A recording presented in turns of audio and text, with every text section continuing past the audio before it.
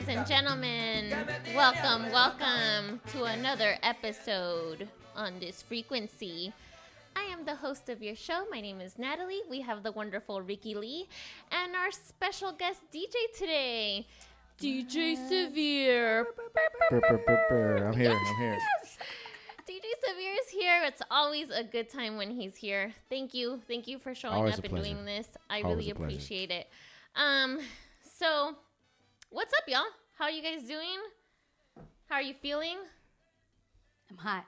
Okay. Are you hot? Yeah, I'm hot and sweaty. Yeah, it's a little. Oh, I'm getting a little hot now too. We're all See, drinking. I transferred it. We're all, My hot energy transferred No, to I'm yours. like shit. A little hot in here. Well, you know what? It's a beautiful day. It's our first Monday, spring Monday. So spring is officially started? It's here. Oh, really? I didn't know. Okay. Yeah. That's probably why everybody has allergies. Yes. It's allergy time. Yes. I Allergy woke season. up a little congested, a little funky. I had like this pressure headache thing, but we're all good now. But isn't that wild how like you wake up in the morning and whatever's going on in your body, it's like that's what the energy that you're carrying on for Right. the rest of the day. You know what I mean? Yeah.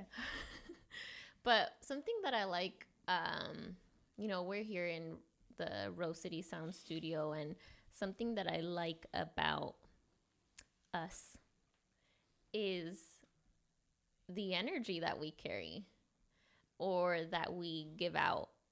And I mean, I just got to give a little round of applause to Rickie Lee because I think she makes sure that is very present and that the vibe is right and on point, and that everyone that walks into this studio is going to have a good time and is comfortable being here. What do you That's think? true. That's true. You know? And so another cool thing is, DJ Severe here always makes sure that the music is on point. I try. You know, and that's important. Yes, It's it is. important to get us in the Vibing mood. right? Yeah. I don't want to say in the mood, but something But it like is that. It is that. It's the foreplay to your day. It's the foreplay leading up to whatever it is that you want to get done. Yeah. So, I mean, I wake up in the morning and I'm like, oh, okay, my back hurts, my Right. knees, and everything's cracking in the wrong places. I feel like I'm really feeling my age these days. But what sets me right is, and something that we were talking a little bit before this, was what you do in the morning is really going to set the tone for the rest of the day. And it doesn't even matter what external things are happening. What matters is how you feel about yourself and your day. Gotta move the chair back. I have to stand up. And everything else is not gonna matter because you're already vibing. You're in your flow. You're in your little bubble. And if somebody's gonna attack you from left field, you know what? Whatever. I'm good. I'm having a great time. Your energy is not gonna mess up my energy. You think that? How do you feel when other people, when you're in this space, in this studio, how do you navigate the environment and the vibe and the mood and everyone in here? And because that, I think that, Rickie, you are able to tune into other people's vibes. Right. For sure. And so how do you go with the flow, I guess? Well, can we go back to how you wake up in the morning, what your body feels like? Oh yeah, Okay, I totally 'cause- skip that. Well, because you wake up with somebody next to you, Mm-hmm. and that has an influence over how you feel. We talked right? about this last week. We did. We did the last episode, but it isn't because he wakes up, I feel like, hours before me, and so really I'm waking up next to Jorge, my dog, and he's just kind of looks at me and he's And excited their to see energy is me. important too, animals, Yeah. because they can come at you sideways in all kinds of ways. But whether you wake up with somebody next to you or not, at the end of the day, you're responsible for your own energy. Yes. And how you choose to wake up. I'm really big on this choice thing right now. Yeah. Because sometimes, like, I'll wake up and I don't feel my best. My body hurts. I slept wrong, or Right. And then sometimes I'll wake up immediately thinking about, like, oh, you got to do this, that, or the other. And all of that has an influence on me, on the energy for me to get out of bed. Yeah. Because if I get caught up in all of my thoughts on everything that I have to do and I become overwhelmed, I don't want to get out of bed. Now I'm just going to sit here on social media and drown myself in the overwhelmedness of now contemplating my life. And how do I get out of bed? But all it takes, though, so the bittersweet thing about social media is, yes, you get sucked into it, but then all it takes is seeing one quote, right, or hearing one song, be like, and it's that easy for me, like a flip of a switch. Yeah, it's that easy for me, and then my day will be good, and I'll get out of bed and I'm going. But at the end of the day, I don't want it to be that way. I want to control how I'm going to start my mornings and how I'm going to embrace my energy and what can I do to refresh my energy. Because to the second part of your question is the energy that is devoted to this space. It's more than usual, more than I've ever had to exert my energy for something. So now it's, how do I supplement that? Yeah. How do I take care of it, and how do I supplement it so I can continue to give this consistent energy, or be even better energy, like something even more, does that make sense? Yeah, and I think there's 2 points, right? Like what you're looking at on your phone and the people that you're bringing in, right? So the first part, and we did this last year with Severe. I asked him to, one, clear out his email inbox. Oh my God. And I did it. it. And remove apps. Oh shit. Yeah, remove apps. And then also, and I think I asked both of you, Ricky and Severe, to go to your social media, and I think I didn't explain this correctly, because y'all went and deleted everyone from your social media. But you're not gonna see 24,000 people's posts. You're not gonna see it. Why do I need them? But my point was, in doing that with your social media, was what in your phone and the post and your feed that you're looking at, how much value is it bringing into your life? And is it drowning you? Is it making you upset? Is it making you feel some type of way? Are you judging someone? Are these people on your phone even people you even want to keep in your circle, et cetera, et cetera? So because that sucks your energy up. Yeah, because you're looking at it and you're like, and engaging in it, and for what? Yeah, exactly. So I guess that's the challenge for all of our listeners and everyone here in the studio is clear out your email, clear out your apps, clear out your social media, people that you don't need on your social. Why do you have them? Why are you following them? Yes. What value do they bring? And that also goes to, real life and the people that you surround yourself with. Is the energy that that other people are giving off to you in your circle, is that the energy that you want? Because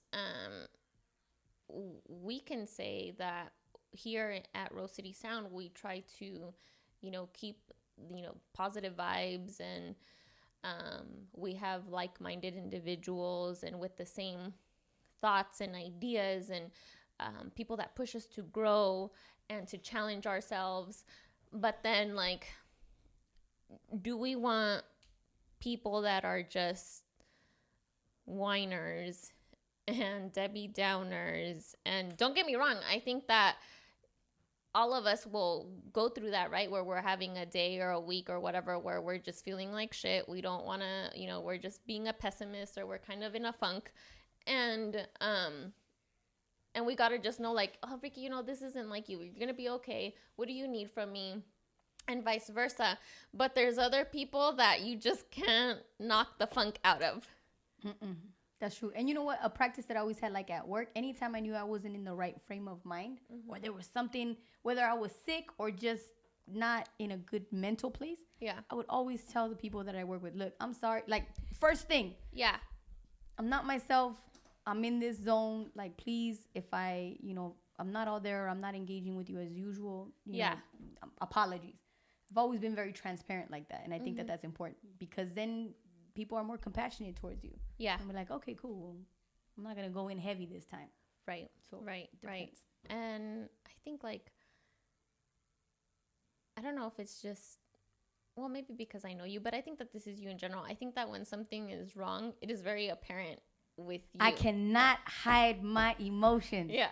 With me, I'm like, nah, I'm cool. I'm cool. Nope. I'm just crying inside and everything's wrong. And the world is falling apart. But you know what? It's cool. I got it together. It's cool. But even as we try to hide those things, I feel that how do you hide them? Well, I don't know. You just walk around like, I'm cool. Ain't nothing wrong with me. Cry on the side. See, and I feel like you can kind of gauge that. Like, yes, and you can okay, still gauge that something is off. No matter how hard we try to hide the funk, it is still there. Yeah. You know? So, are those, because you always say there's nothing like a good cry. Are those times needed, those down times needed? Or are you supposed to just be able to deflect and be on a high all the time? Because, I mean, or how do you, because some days you might need to wake up lower. Or, I mean, that's part of. Absolutely. It's part of the process. So, I mean, then, like, everybody wants to be happy all the time, but it's impossible. Mm-hmm. So, I mean, is that a needed to have those downs? Yeah. Okay. 100%. I feel like, and that's a huge like, I'm not trying to be happy all the time. That's impossible. No. What you have to do is just embrace, like when you do feel sad or when you're going through something. Okay, let yourself cry. Like, cry through it. Like, feel it. Be in it. Because that's darkness and light. That's light can't be light, and happiness can't be happiness if you don't have those difficult times and those difficult moments. What's the movie with Pixar balance. With the little emotions? Inside Out. Inside Out. Yeah. Sadness. The one with, the one that's all blue. Like, she's always all sad all the time. But the whole point of the movie is that if you don't have that, right. How are you gonna have joy? Yeah. You have to have that. And then certain people, so I know for me, like, I like mornings and like dusk. Those are my favorite 2 times of the day. Or like late. I like nighttime if I'm going out to like do a show. Then if there's something I'm doing, but really morning for me. Yeah. And then like dusk, like when it's right before it. You know, those are my favorite times. Wait, dusk is like it's still light out, but it's about to. It's so like closer. After sunset. Yeah, after sunset. Dawn. Huh? Dawn is when the sun is rising. Yeah. Okay, well, why do you like those? I don't know. I have no idea. I think it has something to do with growing up in like just different time. I really like mornings. Like me too. And then like I know it's sometimes on Sundays, like when it's dusk, that's kind of like depressed because it's like the week is over. You're about to start the new week. You know what I mean? And it's like if you have a lot of things going on, just kind of like it's about to start. That's your moment of reflection. Yeah, like you know what I mean, like kind of like. Yeah. So, what's your energy level at those times of days? Morning's always good. Always consistently, it's always pretty much good, unless there's something I'm dreading doing. Especially if I can hike first. Morning's good. Like I said, I like dusk because it's almost like if it's been a productive day, it's kind of like the day's kind of like settling. Yeah. That's good. I don't know. That Sunday one, that's kind of like a downer. That gives me anxiety. Yeah, it's like the Sunday's like a downer. You know what I mean? It used to be a downer for me, but now the days of the week, it's irrelevant. It's every day. Yeah, and every day is, I don't look at days of the week the same anymore, so it's 100% different. But, and how to like capitalize on your energy at those specific times is really important because if you like, imagine if you start to meditate in the morning now, like you wake up and you, like that book was saying, you read one part of something that is positive and good, and then you meditate on it, like how the rest of your day is going to manifest itself. You're going to carry that with you and then distribute that to everyone around you. I try to get Lanier to hug everybody at work because people like they need that and they respond to that. So I'm like, I'm going to need you to go hug this person. And then after that, this person. Because energy transfers like that. It does. The same way you could be dealing with someone who's just having a bad day or just energy transfers and you can feel it. You don't have to say anything. You don't have to, but and it's thick. Yeah. See, also too, it helps you to be able to pick up on that, and if you care for people, then try to like engage them and see if there's. But most people don't do that, and that's another thing I'm saying. This is like everybody talks about the different frequencies, like we're on this frequency, and the different. What percentage of the world you think don't give a shit about that? They just like, I'm in a bad mood, and it's like most people aren't trying to find their way out of good places. They just want to keep. They're just going. They're just going. They don't realize the A lot of people don't realize the meditation and the breathing and all the other stuff, Yeah. and they just feel like it's a rat race. And I feel like that's a majority. Yeah, people are just unaware, right? Which will bring you down. You know what I mean? Which makes the total probably frequency of the whole world just pretty much come back down. Which is why if more people thought about trying to do more positive things and then listening to people and then listening up and being considerate of people, which is why we've been on the constant downslide of now. And you see it becoming more aware, like when people, the bullying syndrome, or I'm just giving that as an example, as to stuff that people are becoming more aware of now.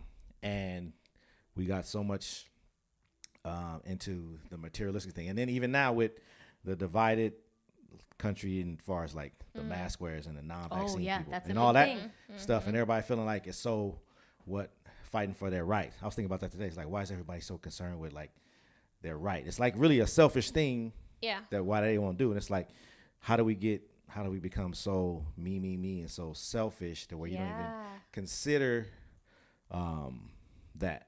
Because I got the vaccine today, and I was telling my cousins I got the vaccine. And so you see all these different opinions. And the main reason why I even considered doing, because I was skeptical, but it's just like, okay, I'm around a lot of people. Right. So you want to be safe for yourself and for them. And then you think about, I know my mom wants to get it. So you have to consider other people first. And why would you just say, okay, well, I'm not going to get it, and this is about me? And I was kind of thinking about that. And I was like, most people who've been anti-mask and anti-whatever are being like, because they don't want anybody telling them what to do. And it's like, how could you not? This is a society where somebody's got to tell you what to do. So you just, and how did you become so opposed to somebody just telling you what to do, especially for your own safety, to the point now where you're just going to be, I'm not doing shit. So you basically not doing anything anybody wants you to do or tells you should do. Yeah. And to me, it's almost kind of depressing because it seems like the society, I don't know how we're going to spring back the other way where people start considering people. Yeah. Because if another pandemic comes, it's going to probably be the same thing. Yeah. Unless we take some time to heal and people start being concerned with people again. You know. For sure. Because it's dividing now, and everybody uses that excuse. Oh, this is my right to be whatever, which is like really to be selfish. Yeah, it's selfish, and it's like, how did it get twisted right? And how do we get so it's my right, and I just want to, you know what I mean? Because they really don't have an argument other than that, and they think that buzzword saying my right is what's going to end the conversation, but it's really not there. It's really not your right to do that. Yeah. But people want to stand on that so firm and so hard, like you're taking something away from them. And it's like, so we've become that so much of in society. I don't know how we're going to turn back and get everybody on some sort of caring about people and then different things, and then even being considerate as to how, if someone's having a bad day, to like lean into them and figure out what it is. Yeah. So how we're going to do it is exactly what we're doing here at Rose City Sound. Like how we're going to change the dynamic and how we treat people and how we practice compassion is literally what we're doing here, because the three of us work in a corporate world. Yeah. We know what it's like to live in that setting where it's like there's no consideration to any kind of, and I've said this before, emotional intelligence or none of that, right? So that's something that when I say me personally here as a person from Rose City Sound, like I'm unwilling to compromise having bad energy in this space. Yeah. Now, bad energy does not mean that you're not going to have disagreements. Correct. That you're not going to have uncomfortable situations. It doesn't mean that. It just simply means I'm not going to let anybody in this space that is going to compromise everybody else's momentum. Right. The way that we're, and everyone in this group, like you just said, those people that don't want to wear masks, it's me. Mm-hmm. The way we change it is because we all collectively say we.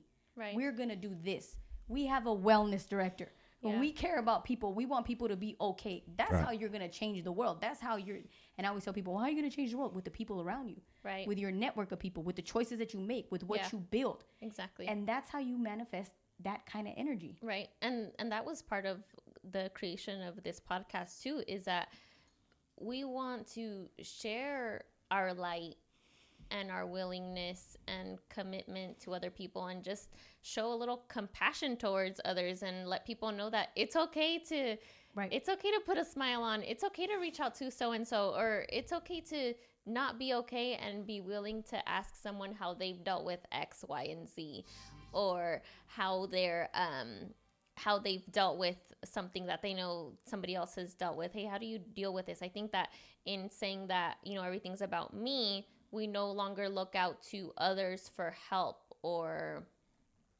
just anything. We're just self-centered, self-conscious, insecure, and we've just shrunken in, and we think that nobody sees us and that nobody wants to help. And there are people like that, and I believe that if we just kind of connect a little bit more, and if we spread light, then more light will come. Right. And so here's funny. Don's saying some people really had to go. And how do you determine when people have to go? How do you determine when it then becomes like a cancer? When then it becomes, oh, okay, these people are standing by having this person here, so they must be okay with this kind of behavior or this kind of energy or this kind of interaction. Yeah. I think for me personally, that's a tricky part of it. It really is tricky because we're humble human beings and we don't want to hurt no one's feelings. But also but you're hurting me more, and obviously the vibe isn't right here. Our energies are off, so we should not proceed to continue having these same dynamics or these functions or whatever it is where we're in a situation where now we have a hostile environment. Sometimes we gotta see our way out, or let them see their way out. So like, for example, if you have a job that you're tired of, you can change that. Leave. Yeah. You're torturing everybody around you by staying at this job that you don't like. And I think that's a major, major one. A lot of us do that. Besides that, and our own like intimate relationships, being at a toxic job is huge. And I don't know why people, and that's including myself. I stayed at a job where, it wasn't serving me as far as just everything. I was drowning in my work. I wasn't feeling seen and appreciated, and I was commuting way too far. And sometimes we have to sit with ourselves and ask, like, what? First of all, why am I doing this? Right. Is it worth my sanity and my time? And what can I do to change it? And, I guess getting a new job isn't easy. It's not like you just leave one and then go to another one the next day. But we can change anything as long as we are able to sit with it and really ask, how are we going to pivot? What are we going to do to change it? So if everybody had that, if everybody was in the job they wanted to be in, not with a bad commute, if everybody had everything perfect for them, would it be a better place? Would the world be a better place? Yes, sometimes. And even still, too, to elaborate on what Don said about some people got to go. Yeah. That's true in some cases, but you think about some of the cases where sometimes you don't want to write off like everybody, because then you think about and I know this is an extreme example, but like when we have like the school shootings and the different things, like, you know what I mean? Oh. It's like, damn, if someone would have just maybe not just, you know what I mean? If you took a little bit of time, try, maybe you could have helped avoid that. Yeah, you know what I mean? Sure. So sometimes you gotta. I'm not saying that's. I hate that you brought that example up. That was a great example, because I had to write a paper about that, and those people, that's all they needed was just somebody. Yeah. To reach out. Right.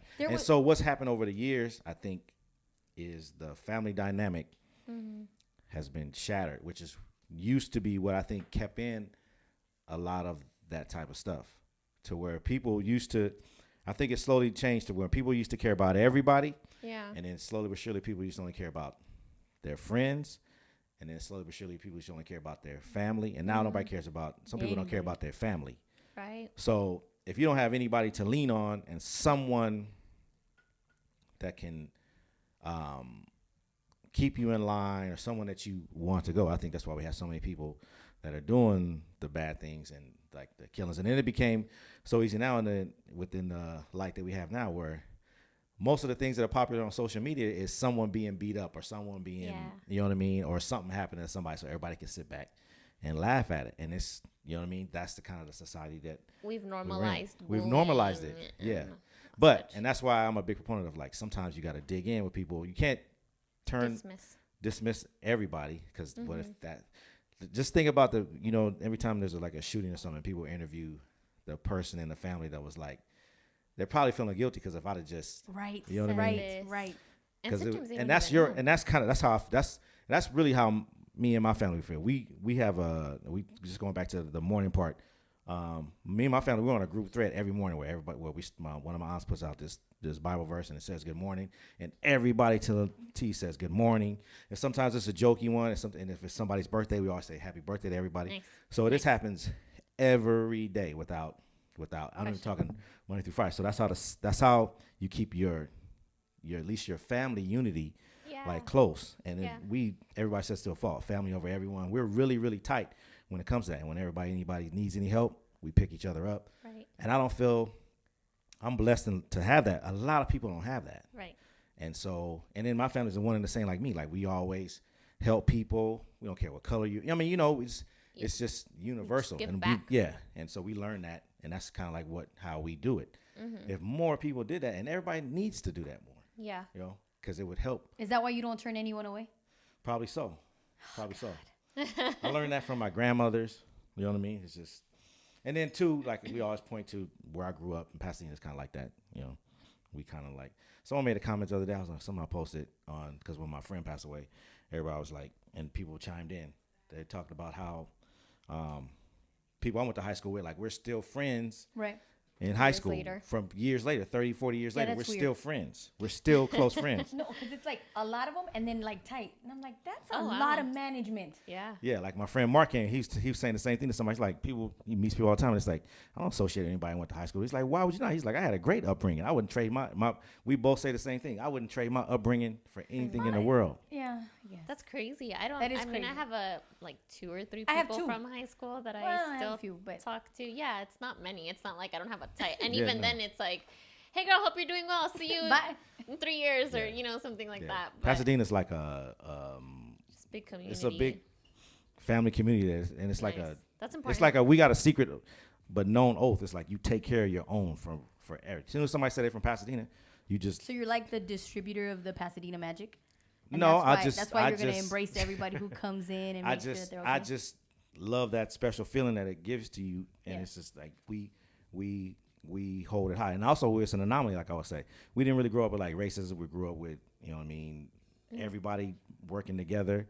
So, and I think it's more of a disappointment for some of us because when we get out into the world, it's not like that. Yeah, it's kind of like a shock. Like this, I thought this was the normal way everybody operated, but no, it's only really exists like there. You know what I mean? Yeah. And you'll hear people. When I go back to the Hall of Fame inductions every year. You hear people that go on. They're way older than me. They travel and they say the same thing. There's nothing place, and they could be white, black. They say the same thing. When I moved to New York, and it wasn't like when I grew up here. There's a culture shock. And they always say they tell their kids about how you grow up here. And I think that's not say that we didn't have our problems and our faults, but at least we looked out for each other. And I think that's a big reason that helps us maintain. Because if you can have your friends forever, there's always just a great. I know I have such a great support system. That's what it is. Good. People need support systems. So is that what you bring to Rose City Sound? Everything you literally just described is what you bring to the table. So the same way that I bring that energy where I want everyone to feel comfortable and I want to, that's what I bring to the table. So you bring to the table making sure that no one is left behind and that everyone feels that they have a place to lean on no matter what. Right. No doubt. That's just how it's been. You know what I mean? I just know the value in that. Correct. Yeah. You know what I mean? And then you bring the value of making sure we have courageous conversations that nobody ever wants to talk about because we didn't have that. Absolutely. This is a great recipe. It really, and it just all of it. What Severe just said about the community and the people around you. If you don't have a support system, find one. Get you a support system. It doesn't. I understand. Sometimes our families aren't the support that we want. That's right. And that's okay. You know what? We need to lower our expectations for I feel like we do have to lower our expectations. That tripped me out when you told me that. I was like, what? Because then we'll love them better. Don't you feel? I feel like after I lowered my expectations with my family, I was like, no, you're right. I love you guys. You guys are the best. Because if I'm over here expecting them to reach out to me and be aware of my feelings and then I'm never, because that's just me, right? I'm the type that holds things in, doesn't let people know what I'm going through or how I'm feeling. And if I put that expectation on my family to check in on me, then I've fucked up because here they are thinking like Natalie's doing great. She's having a good old time. But if I just, this is just how I am. I have to make that conscious decision to reach out to my family or my friends or whoever it is to say, hey, you know what? I'm going through X, Y, and Z. Help me. So, so if you're like me, reach out. Reach out. Talk to someone. There's plenty of people that want to have a conversation. And I think that all of us think that so-and-so is too busy or preoccupied with this or that. But just a simple, hey, how are you? Hey, do you have a moment? Hey, when can we talk? People will make time. And we need to just stop making assumptions that people don't have time for us. It's hard to get in that gear, too, like I said, because even with my family, like, I know I can call any one of my families because we're already in that gear of whatever you need. You know what I mean? Something happens to somebody, everybody's like, okay, I got to take care of it. If people don't have that, they might, if you try to reach out to them, they might shy away from that because they don't know how genuine it is. Yeah. You know what I mean? Or they're putting up a facade and they'd rather act a certain way and then go home and then, like, it's like, you know, that's when they do their emotional crying or whatever. So it's like hard for people to be in that gear because, again, we're not really into helping people now. That's not the theme of everything. Sure. You know what I mean? Exactly. So, and that's why I always tell people, you got to start with your own family first. Yes. And that's going to have to spread it back out. You have to start with your own family first. Yeah. You know, and it really and I used to tell people, it depends on, you got to have certain value in certain relationships. Like, anyone in your family, you should value that relationship no matter what. So you should always try to, like, mend those relationships. Yeah. Because that's a value-added relationships. Brothers and sisters should not be, like, having falling outs. Yeah. You know what I mean? And then even the cousins, because that's a value-added relationship that you need. And then it extends out to certain people. You get outside your family, certain people, like Don said, if you got to cut them, you got to cut them. But then also, if that's a value-added relationship to you, you have to make that work. Yeah. Especially, it's like people who work in a office space every day and hate the person in the cubicle next to you. Yeah. Why wouldn't you take the time at one point in time just to squash that energy? Because it's going to make your Monday through Friday probably so much better if you just take the time and find out. And then you might have the wrong perception as to what's causing it. It could be a mistake. Right. And you having this friction forever just on the strength of something that was a mistake that probably could get cleared up with a simple conversation.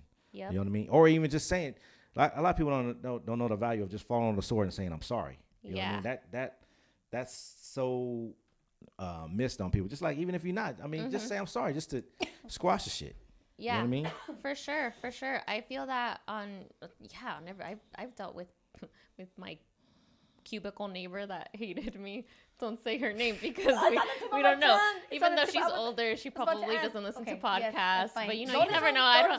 Yeah, exactly. And then the karmas. But yeah, I've definitely been in a situation where my old coworker, just negative neighbor, all the time, right. and I felt like it was that I did something, but really, we got to step back and think, like, you know what? They've been through something. They're going through something else, and have some compassion. Say, you know what? I'm sorry if I did something wrong, or did I fuck up, or what?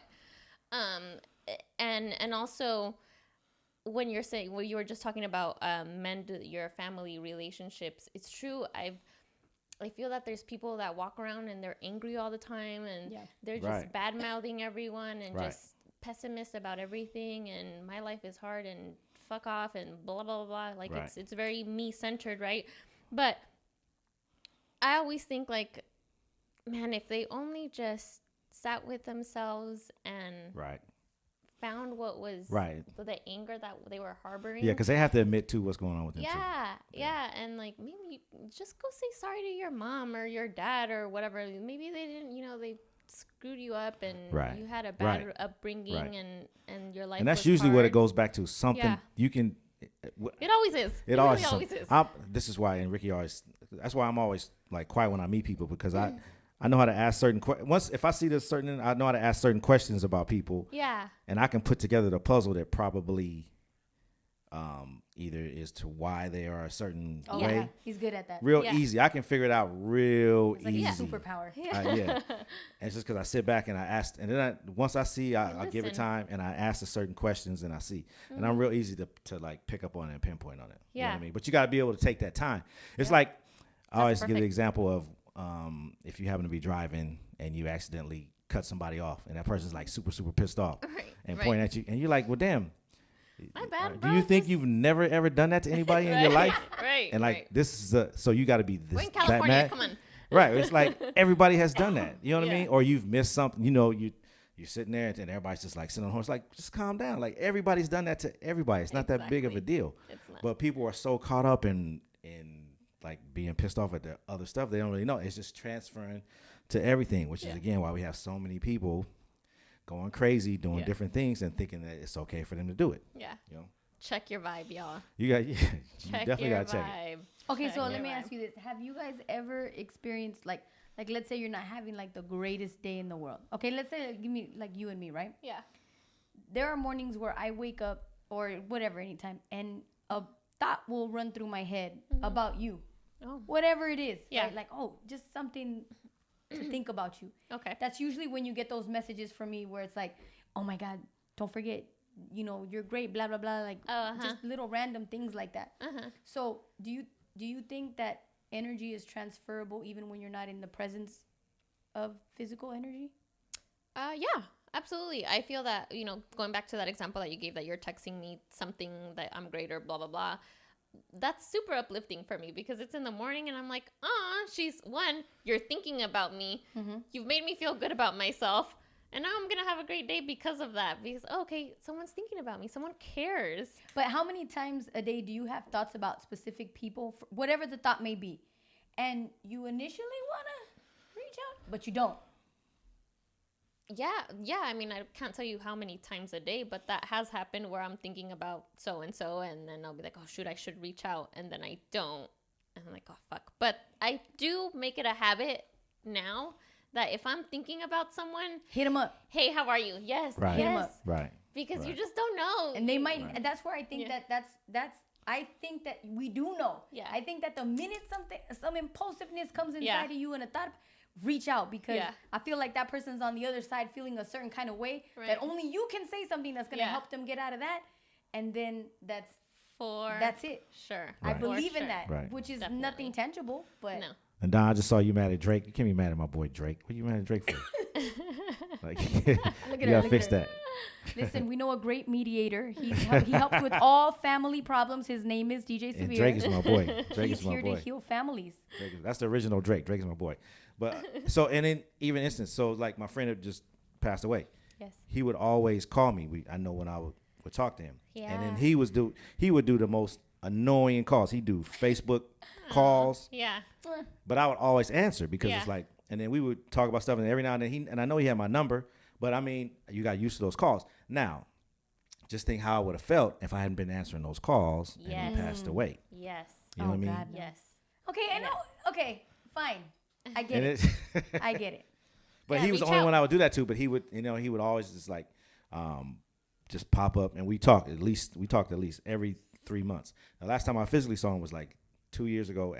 He happened to be at the stadium, at Dodger Stadium, having lunch at the top with his daughter and his grandkids. And I happened to be there for something there that day, and he heard music, and he texted me. He's like, "Are you here?" I was like, "Yeah." So I brought them down. Like I forgot what I was doing that day, but I would say it's like you don't have to have that same energy with everybody, but sometimes it's gonna make sense that you reach out. It's just like how Rick always tries to get me to stop talking to like people, like engaging people on my social media. That He are like talks to everybody and their mother. And I'm like, good, right? But we're trying to go here. Right. There's no time for that. And it's Yeah. not to be not rude or disrespectful, but like It's a balance. it's a balance, It's a right? balance. And there is a balance, but then I even showed a comment today that people say I think it's really cool that you It reach is. out to us and that you engage with your followers, and I do that because when people tell me that makes me feel good. And that's important and that's good, except when you have 1,000 DMs like that, you're not gonna get through 1,000 DMs like that when we need you over here doing other things. You're right, and I'm not saying I get a chance to answer all of them. I feel like if you get 1,000, you do 998. It takes certain engagements, and I'll say this, that, you know what I mean? And I want to be of assistance, and just like I said, it's just like the same thing, because you always hear those people about certain celebrities. Not saying I'm a celebrity, but people that were assholes. He's a And local they're like, celebrity. when they meet people, and it's like every year when I go to spring training, I walk around and I see little kids that got a ball, and it's like they're sitting there and the parents they came down and like get it done, and you see all these grown men that are yelling at the players and I need to get this signed. And it's got so much memorabilia. So I try to pick out the families that I can see, and I'll stop and talk to them. I'll ask them who they're trying to get signed.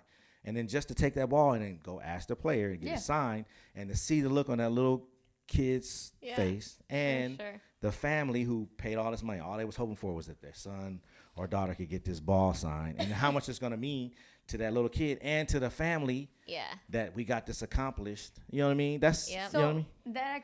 This is in a completely different like realm, but because he's explaining all this and I'm imagining it all in my head. Right, how like he's going up with the families and because his energy lends itself to that kind of an approach and smooths its way to the right players to do whatever he needs. When my brother and I used to DJ, or my brother used to DJ and I used to coordinate weddings, anytime anything would go wrong, and my brother's a nervous, like we're a nervous family. We're a high energy and nervous. We panic about everything, but we get through. We get through what we got to get through. Yeah. We knock it out. We do that whole thing, right? Yeah. The problem is that it was stressful. Yeah. So I remember one of the first shows that we did together, and it was at what hotel was it? The Bachata Lady Party. The Westin Bonaventure. The Westin. Oh my God. So there was like 1,000 people there, and he worked up this whole like stress. This was a stressful event. Yeah. Somehow, like something went out, and there's dead air. Oh my gosh. And I'm like, I'm trying to run across to the sound people who are this is a huge place. I'm trying to run over there, and I'm like, play something while he figures out he was so calm. Yeah. So I'm like mid-run, and I'm like, why am I running? Okay, well, I'm just gonna walk now slowly and then and everything worked itself out. But in every stressful situation, his energy is always cool, calm, and collected. Yes. Which has been very different for me to deal with because that's not the environment that I come from. The environment that I come from is freak out, panic, freak out, what's happening, like that. And so that's been a huge learning lesson for me where it goes back to that quote from Devious where I can relax in my craft. Right. Yeah. Like, okay, cool. It's not the end of the world. Like the problem's gonna get solved. And I never understood how you when did you learn the importance of having that kind of energy under those types of circumstances? Let me give you an example. So 2 years ago, not a long time ago, we used to have God Bless America played on certain days, on Sundays. And so I'm gonna make this real short. And this guy who came in, I forgot who he was. He was playing it on the keyboard. And people don't know the version of the verse of God Bless America that everybody sings is the second verse. There's a first verse. Oh yeah. I'm saying, or there's a first verse and a second verse. And so like this guy during the rehearsal, he said, I'm gonna play all the verses. They told him you can't play like all the verses. So anyway, he gets to doing it and he's going into like the second verse. And so me and the sound man are standing there and he's going. But you see, like, all the management running down the hall, like, shut him off, turn him off, shut him off. What is he doing? And so we're going like, if you shut him off, then what? If you shut him off, it's going to look like we did something wrong. Right. No one's going to understand why you shut him off. Right. And then what do we go to immediately? So just let him finish. Right. And then go on with the show. You can't have that energy where it's like, cut it off, like, like if you don't have immediately. You can't do that. Sometimes you just got to let it play out. Yeah. It's like even the same thing when people go at the game. Like management, they say, there's nothing, you can't have dead air. What do you mean you can't have dead air? Just let it breathe for a minute till you figure it out. Let it breathe for a minute. And I think that's an absolutely good point that you're making because once you start freaking out, then your mind goes blank. It goes worse, and all of a sudden you don't know where the wires are. You don't know you don't know your own name. Right. And shit just gets worse. You know, so I can totally relate on that. Like, I'm just gonna be calm. Right.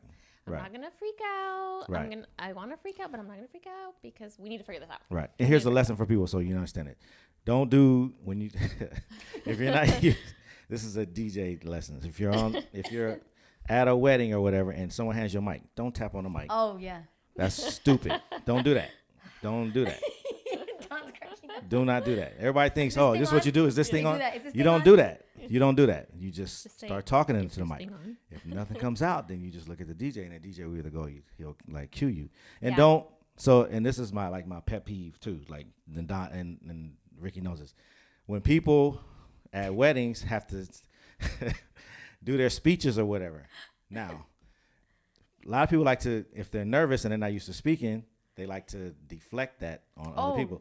So they'll do a hit it DJ, and I'm like, you ain't even talk to me about nothing. So then, hit what? if I don't have nothing, if I'm not ready, they know you were gonna do that. Yeah. Now it looks like I fucked up. Yeah, you're not ready. I'm not ready, and then or never throw it like on the DJ. It's like this is just like different things. It's like, but that's one of those added things where it's like if you're not prepared, just talk it through. Yeah. You know what I mean? But most people don't think that. They just think, you know what I mean? They just gonna deflect it off. On. Red lights go on, and they're just gonna panic and hit it. You know what I mean? It just doesn't work like that. Yeah. But don't tap the mic at all. Never go. Is this thing on? Don't do that.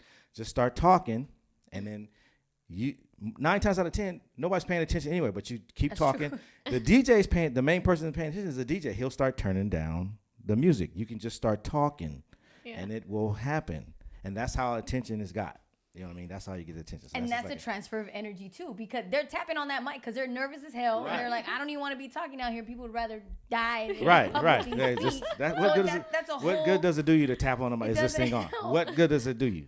Like, if it's on, then what? Like, you just start talking. Right. But see, that same event where we lost the sound, like he was telling, because there's a lot of people there, and they'll come up to him and they'll be like, oh, can you play?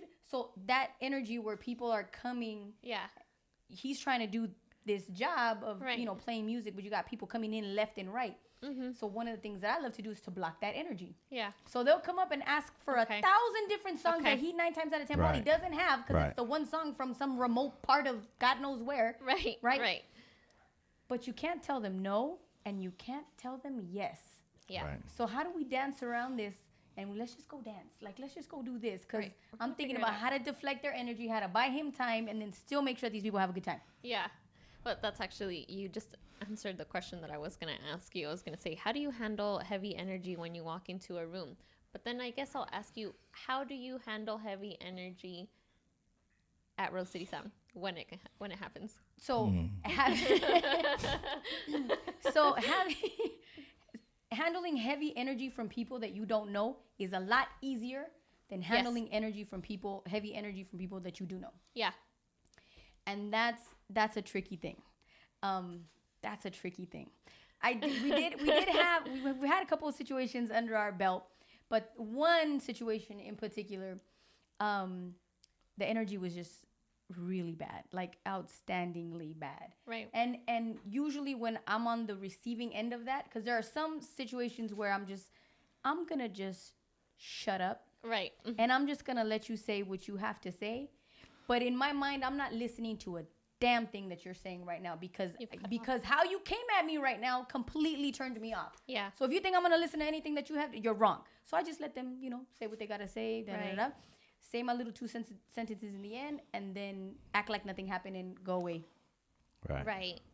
I have a very difficult time, like dealing with people that close to me that come with an energy like that. I really don't know. I'm not good at that, and that's also why I rely heavily on people like you and Severe and Ray. And you need those people around you. Yeah. Like when you know that this is my weakness, I'm not good at this, I don't know how to deal with this, then lean in on those that do know so that they can push you to make wiser choices and have good conversations. Those conversations, yeah, definitely. On Saturday, on our event on Saturday, you guys were having a great time. The girls were dancing, and Ricky looks at me, do you want to go home? Oh, yes. And I was like, that's no, right. I'm chilling. I'm cool. I'm just vibing. But I think that sometimes, because you want that vibe to match. You want me to match your vibe, right? And I think that sometimes we have to be aware of our own vibe and our energy and how our body language, maybe. We have to be aware of our body language. Because I was sitting there like, I'm having a good ass time. I'm not dancing or anything, but I'm having a good time. Mm-hmm. And then Ricky comes at me like, are you okay? Do you want to go home? And I was like, oh, fuck. Like, maybe I'm giving off this energy or my body language is telling that I want to leave. That's true. But I didn't. And I think that sometimes it's just, like, for example, I could have, like, no, I'm good. Okay. But, so here was my conflict with that. Here was my conflict with that. Yeah. Because, again, like, I'm an empath, too. So I'm like, oh, God. I feel a certain... She's not having a good time. So in my mind, I'm like, okay, cool. So She probably had a long day. I know you were running errands. Yeah. I know you had to come in here and set everything up, and I know you had to deal with new environment, new circumstances. Sure. You're probably tired. Yeah. I know you like to go to bed early. Yeah. Like, I know you have shit to do the following day, Yeah. and we're here entertaining, and I know that you're here because I need your support, and you're here. Sure. But at the same time, I'm thinking like, but everything's cool though. Like everything is cool. We're good. So if you want to go home, like it's cool. And I said that because I know, well, I feel two ways about this. I feel like you wouldn't have a problem telling me like I'm gonna go home now, right? Because you're very honest and transparent with me. But then on the other side of it, I know that you know that I'm trying to work on delegating and asking for help and asking for support. Yeah. And if that's what getting support and helping was, I need to accept that that's your vibe at that moment. Yeah. And shut up and take it because this is what you needed. you know? So it's a compromise on both parts. Right. Yes. Most definitely. Because you ask and then she's fine. You accept both parts of most definitely.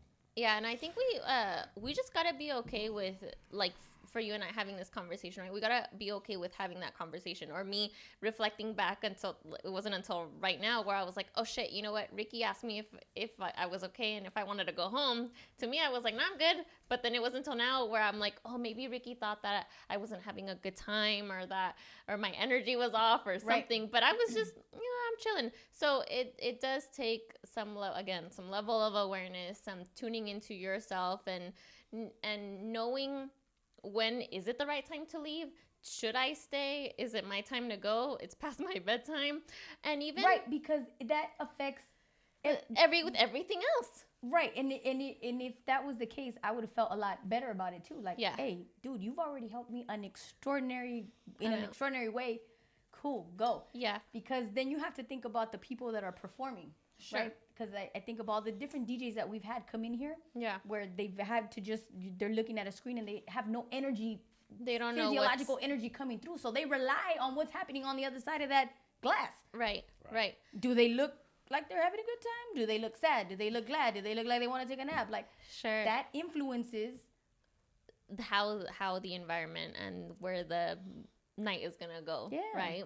And so I even think a pre-qualifier to that is... Oh, I like that pre-qualifier. Check in wherever you're driving, wherever you're going, whatever your destination is. Have a moment to talk to yourself. Wait, am I good? What's bothering? So let's say I'm on my way here, right? I'm driving, I'm checking in. What's worrying me? What am I upset about? What am I happy about? What errands do I need to run? What do I need to do tomorrow? And then just... okay, what kind of vibe do I want to walk into? What kind of presence am I going to give off to people? Because I feel that a lot of the times we walk into some rooms and very unintentional. We're just walking in. We don't even know what we're walking into. Hey, what's going on? And we don't even read the room. We don't even know what's going on. And we're just aimlessly going. And then that even changes the mood.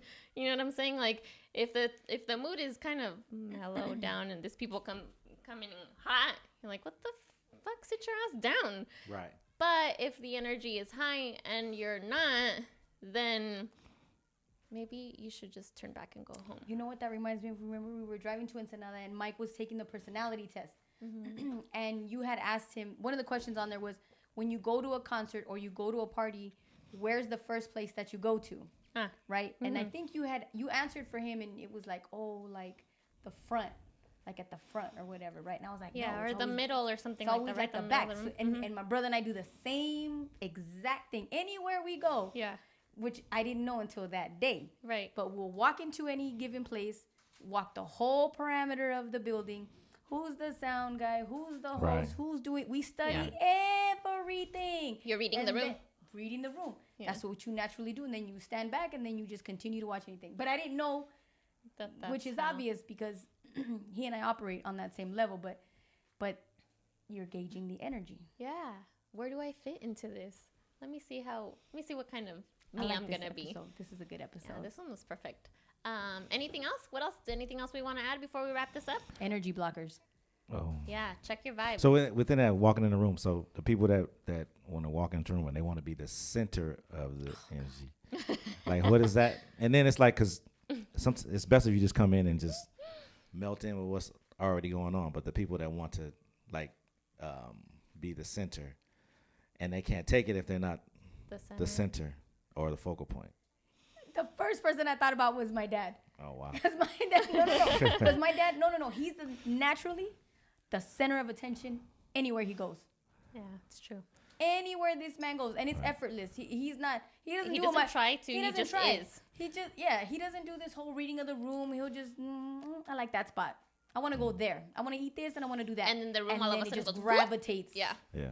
That's kind of like what happens to me, because I don't want to take it up, but if I go wherever, then it becomes, someone asks, and it's, and it's like, then everyone, so I mean, it's cool, but you got to also know how to I'm not trying to take it over with what I do, but I'll engage you, especially if I feel like that's what you want to hear and you want to know about, okay, fine. I give you what you want, but I'm not trying to come in like, hey, I'm this, I'm that, you know what I mean? Come see me, look at me. Right. It's better, because sometimes I just like to be So how do you prevent yourself from being that? So when you go into a room and you start to feel everybody's starting to come this way, like how do you? I just ride whatever energy they want me to ride with it for whatever, and then I'll try to. Sacrificial on your behalf. Where's the self-love and the self-preservation? But the only time I kind of like shun away, where everybody's like, wait, the music here sucks. Can you DJ? Like, no, I'm not. No, I didn't come here to do that. Can you just walk over there? Yeah, can you just walk over there and do it? Like, no, I'm not. Take over. I'm not doing it. And actually that's a good point, because if I go somewhere and there's another DJ playing, I never go, oh, I'm so and so and so and so, because I don't know how that's gonna affect them or what they're gonna like think or do, because I don't want to put anybody's spot. It can set off their energy. But I do make a point at the end of the night, if I stay long, before I'm leaving, I'll say, hey, great set, blah blah blah, and then like I'll say whatever. But I'm not trying to pass off that energy or like do whatever. But some people will do that, go up to the DJs and go, hey, DJ Severe, and it's like, I don't want you to do that. You don't have to do that. Don't do that. Make the other person feel bad and like, nervous, and like, oh God, then. You're conscious. Yeah. Yeah. You don't. Shitty. Yeah. I found a better you. Move out of the way. Right. Like, fuck. Sorry. Right. Because I can know it. Because if I'm somewhere and like one of my heroes like Jazzy Jeff walks in, I'm gonna be like, fuck, Jazzy Jeff's in here. Like, what? How do I do? And it's almost best that you just do your own thing. I remember years ago, I did a room with Tendaji on one night, and Pharrell was in there. Oh. And I was like, fucking Pharrell's in here. So I'm like trying to, you know what I mean? That was a biggie for me. So it's so you don't have like a Pharrell playlist ready? Like, not Pharrell, like I'm saying, like you don't have like a playlist that's your go-to, so that when you have moments and opportunities like that, like, this isn't gonna fail you. From that point on, I started making sure I have those around for that. But also my thinking is to impress them with the hidden stuff. Not like if Pharrell had a song, I not like go immediately into the. No, I'll try to think deeper, the hidden gems, like the hidden gems, and think deeper than that. And then two, lots of times they don't even want that energy put on them. Yeah, you know what I mean? Because the place we were at, this place is called The Room, and it goes off on Wednesday nights. And this is where a place where everybody goes to slide in and be incognito. Prince has gone in there. You know what I mean? So it's a dope spot. People just want to stay on the DL, and they sit them. They'll be sitting right there, but it's like really, really dark. And there's always actors, always everybody's just like partying. And it's one of those places where you're playing open format music and you're playing just grooves, which is why I like it. So people just in there feeling the vibe. So the vibe's already set, and that's naturally the vibe. So it's not a vibe where like, hey, like Prince is here, like, you know what I mean, put all the spotlight on. No, it's very, very, very low key. You know what I mean? Okay, it's low key, but it's a high level vibe, because I think all of those people in there understand the value of energy. Right. Yeah. And they understand like the natural components of vibing high. Yeah. That it's just like a natural high. That's the best drug of all. Right. So I think I had, you touched on this a little bit. I'm going to ask you again, now that you're talking about the energies in the room and, you know, the music that you're playing. So if you're having a down day and you have this event, how do you pivot, or what do you do so that your low energy or whatever is going on in your day isn't being reflected at this event with the music that you're playing? Okay, so there's two types of way, because sometimes the event you're going to yourself just creates low energy. If it's something that's been known to be like a headache for you, you're not really into it. It's not going to be add anything creatively wise to yourself. Like, I'm just going to have to play the same. Like, I'm just all this low hanging fruit I'm about to play. Yeah. So you're not energized in itself. Yeah. So you do have to figure out how to come in, and lots of times you can start off like that, but then you're going to, at least for me, I try to then play. Hopefully, there's some new music that I haven't played that and stuff that I like to kind of get me Hyped in the up. zone first. Yeah. That's helpful. Okay. The most fun events are the ones that you love going to play, that you know that the vibe is going to be right. And so you don't have to do much for those. So those actually help you if you're having a down day, because it's like, okay, I'm going to play Melody Bar, which I love going to play Melody Bar. So this is something I'm looking forward to, like for the rest for my day. Yeah. You have to use different things, or I'll get pumped up if I know I'm playing with some DJs I like to play with, because they help my vibe. I see. So that, like, you anticipate that.